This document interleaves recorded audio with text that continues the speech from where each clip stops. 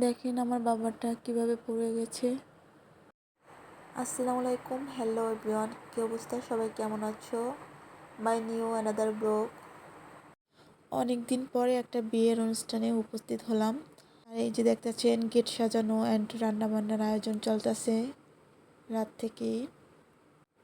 এখন হচ্ছে হলুদ সন্ধ্যা আর কালকে হচ্ছে বিয়ের অনুষ্ঠান। আমার ভাইজির বিয়ে, তো অনেক ভিডিও ছাড়া হয়েছে, আপনারা দেখেছেন। গ্রামে বসে বিয়ে হচ্ছে, তাও অনেক ভালোই লাগতেছে। মাশাআল্লাহ, অনেক সুন্দর সাজানো হয়েছে। তারপরে সবাই ড্যান্স করতেছিলাম, আমরা দেখতেছিলাম। তার মাঝে আমাদের সোনা পাখিটাই স্টেজে উঠে দেখেন ড্যান্স করতে আছে, আর কত খুশি।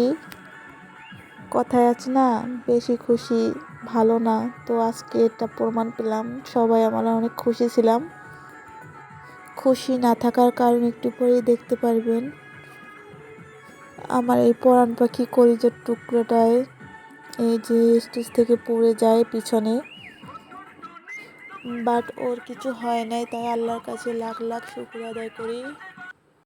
আর এই যে দেখেন এখনই ও পড়ে যায়, তখন কি মাথা ঠিক থাকে এটা দেখার পর পরে দিছি দৌড়, আর দেখি যে বাবা কান্না করতেছে।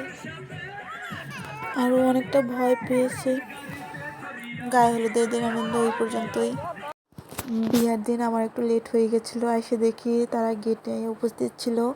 বাট পরে এসে গেটে দাঁড়াইছি, আর এখানে তারা বলতেছে, আমরা বলছি যে 10,000 টাকা দিতে হবে, আর তারা বলতেছে এত কম টাকা চাইলেন। বড় বড় চাপা মাইরা পরে এই এই টাকাটাই দিতে পারছিল না।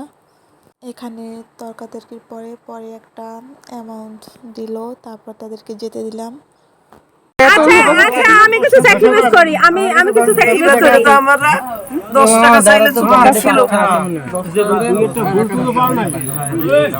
আর সব থেকে মজার বিষয় হচ্ছে বউর লাগেজ দেখা, আর কি কি দিচ্ছে এটা দেখার জন্য তো অনেক এক্সাইটেড ছিলাম। এই যে বিয়ার ওড়না দেখতেছেন, আর অনেক কিছু, বাট শাড়িটা এখনো দেখতেছি না। পরে অন্য একটা লাগেজ খুলছে, আর এই যে তার আগে বউয়ের বেঁধে দিচ্ছে, এটা দেখলাম। এই যে শাড়িটা খুলে আমার মোবাইল যাচ্ছে, দাঁড়া আর দেখতে হবে না, আর ফেস শো করে না, তার জন্য সাজানোর পরে এই যে সাজানোর পরই আমরা খেতে বসলাম।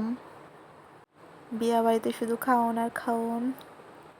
এত গরমের মধ্যে যা খেয়েছি শুকুর আলহামদুলিল্লাহ। তো সবাই আমার ভাইজির জন্য দোয়া করবেন, আর ওর জামার জন্য দোয়া করবেন, ওরা যেন সারা জীবন একসাথে থাকতে পারে।